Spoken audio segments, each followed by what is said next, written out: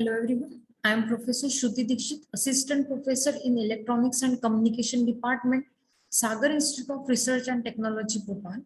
This college is under Sage Group. Today we will discuss the operation mode of microprocessor 8086. Minimum mode, there are two types of operation modes of 8086 microprocessor, minimum mode and maximum mode. In this lecture, we will discuss minimum mode operation.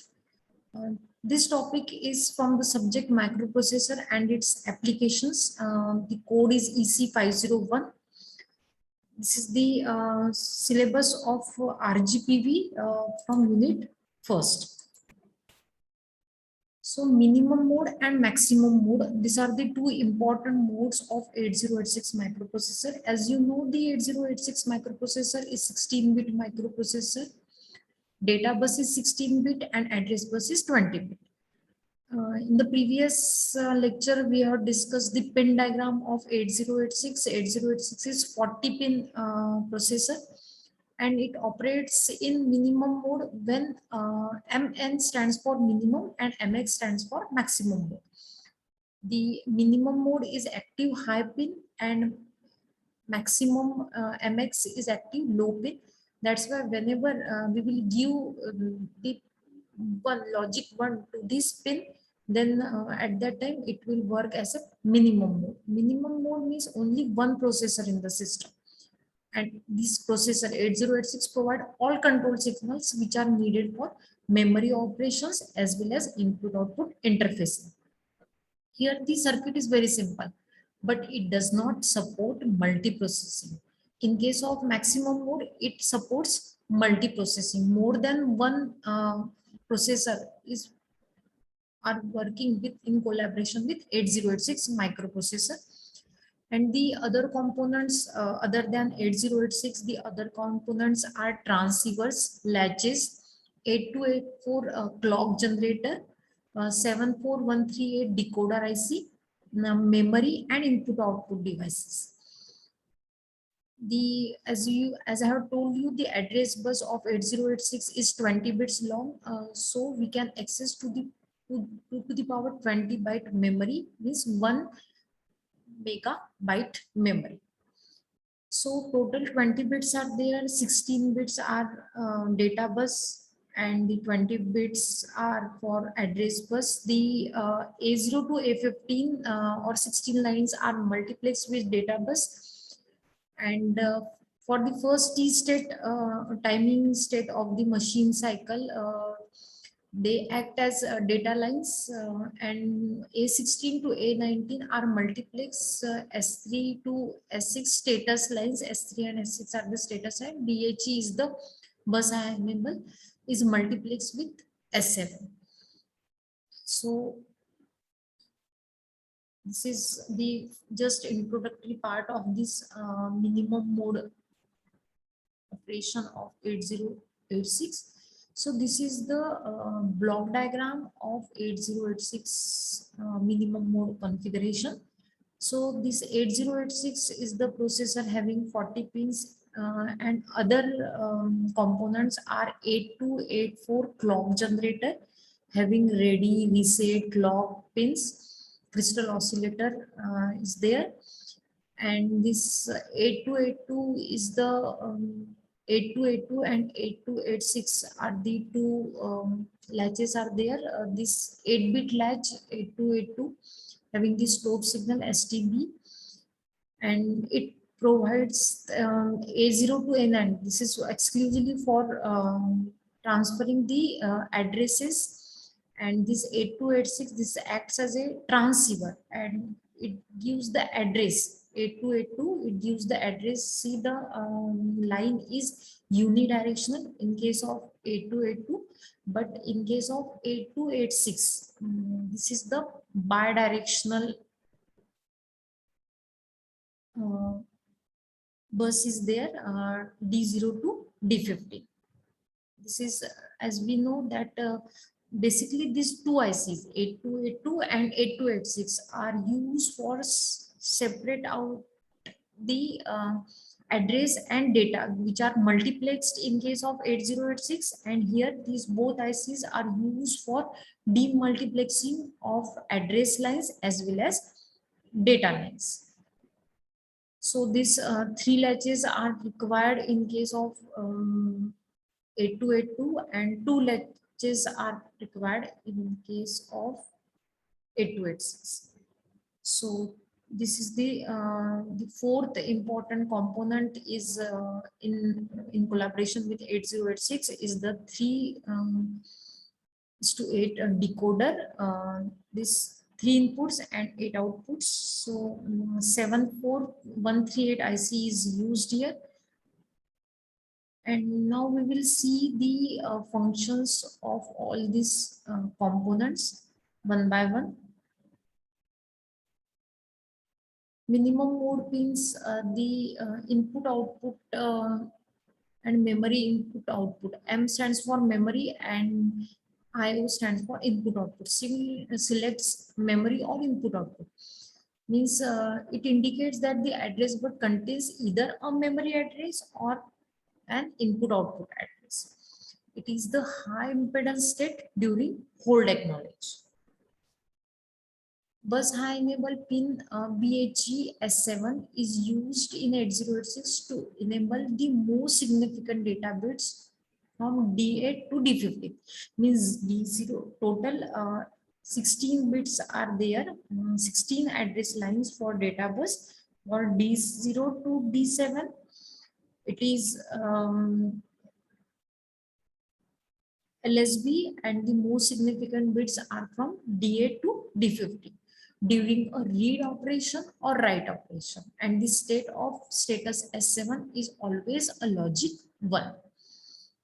WR stands for write line. Writing means outputting data to a memory or input output device. Reading for reading the data from memory or input output device. Whenever it is logic 0, the data contains valid data for memory or input output device. It is active low pin. That's why during logic 0, data bus contains valid data for memory or input output device, and it is a high impedance during a hold acknowledgement. Data bus enable activates external data buffers. If external device wants to communicate with this 8086 microprocessor, INTR interrupt request and INTA for interrupt acknowledgement. When the interrupt request is one, means there is an interrupt by the other devices to this 8086 microprocessor. And when INTA, this is the active low pin, and when it is 0, then indicates that the processor is ready to serve. The burst request is made by other devices using the hold signal, and the processor acknowledges them using the hold acknowledgement output signal. As we see, this is the BHE bus high enable. These are the address lines.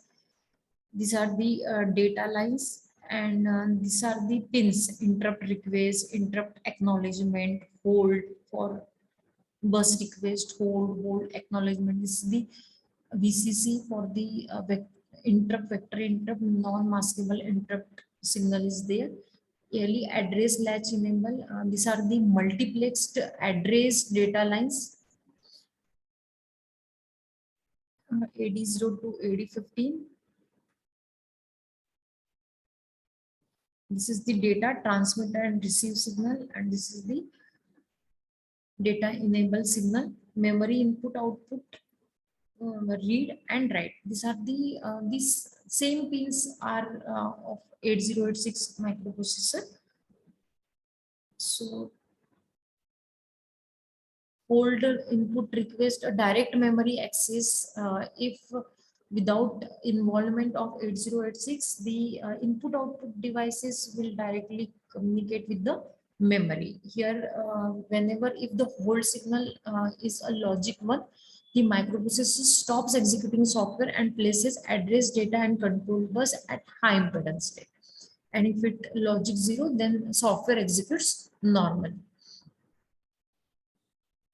Means these direct input output devices will directly communicate with this memory device, and the means the 8086 microprocessor will give control to this memory and input output devices.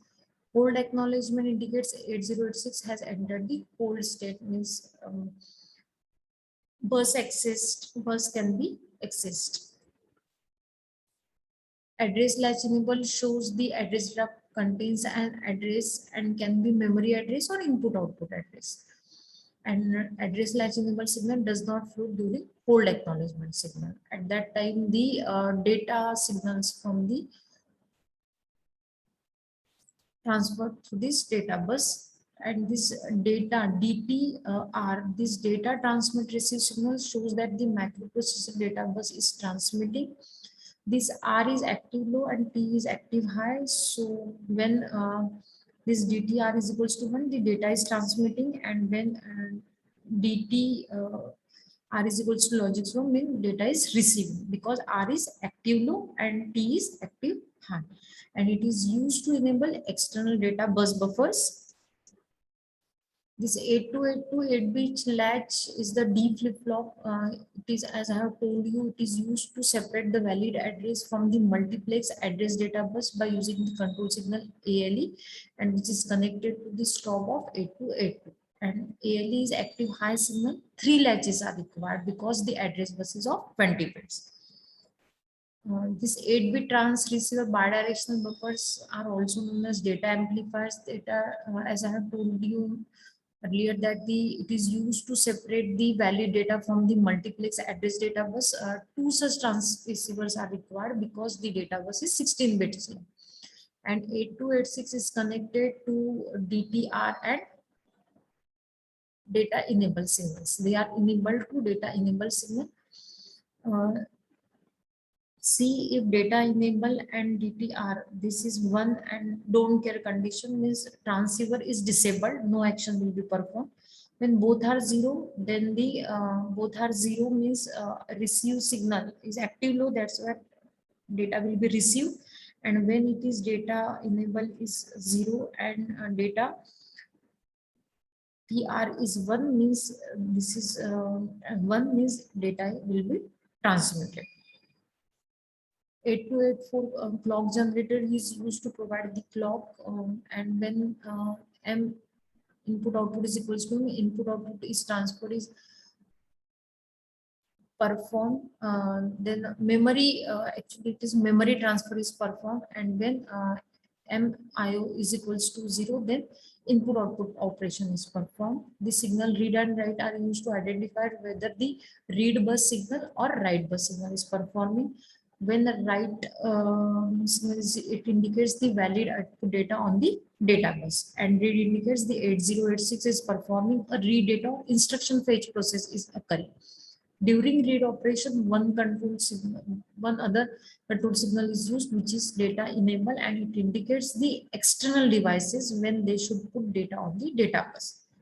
And control signals for all operations are generated by decoding memory input output, read, write, and they can be decoded using the 74138 3:8 decoder.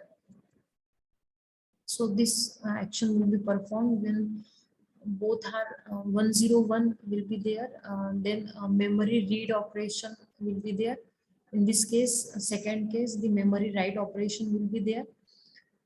Input output read operation will be there in the third case, and in the fourth case, input output write operation will be performed. So this is the timing diagram for memory read cycle. 4 clock cycles are required, and then after 4 clock cycles, again the cycle will be repeated. The address latch enable signal will be high for the first timing signal, and DTR is active low, means data will be transmitted, and this is the address status bus. when the address status bus means 8086 output contains the 20-bit address of the memory locations and to be accessed and on its address data bus. At the same time, a pulse is produced at ALE. The trailing edge or high pulse is used to latch the address in external circuitry. Signal memory input output is set to logic 1 and the DTR is set to logic 0. This is the set to logic 0 and both are maintained for all 4 periods of this bus cycle. And at the beginning of the T2 cycle, the S3 through S6 output are on the upper 4 address bus lines, and AD0 to AD15, AD7 to the high impedance state. And during the time T3, the during the time T3, the bus is reserved for data, and at this time the read signal is low. This is the read memory cycle. The same way, this is the write memory cycle. Write memory cycle, again 4 clock periods are there at ALE address latch enable for the first timing clock period. Here in the previous case, the transmission operation is means data is transmitted, and here the means data is received, and here the data will be transmitted. Here the data bus enable is active low for these period T2 and T3. So in this way, we can explain the memory read cycle. Reading operation will be performed. Here the reading operation will be performed, and that bus are reserved for the data reading from memory or input output device depending on the particular signal, DTR signal. Transmitting or receiving these data buses are bidirectional and address buses are unidirectional. And this is the write cycle of minimum mode 8086 microprocessor. So this is all about the operation mode of 8086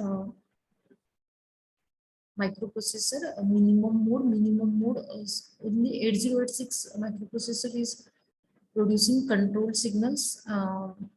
In the next video lecture, we will discuss about the maximum mode. In case of maximum mode, this maximum mode will work in collaboration with the other devices, with the other microprocessor. We can call it as other, means remaining components means clock generator, that latches, and that decoder will be same, and other processors, multiprocessors will work with this 8086 microprocessor.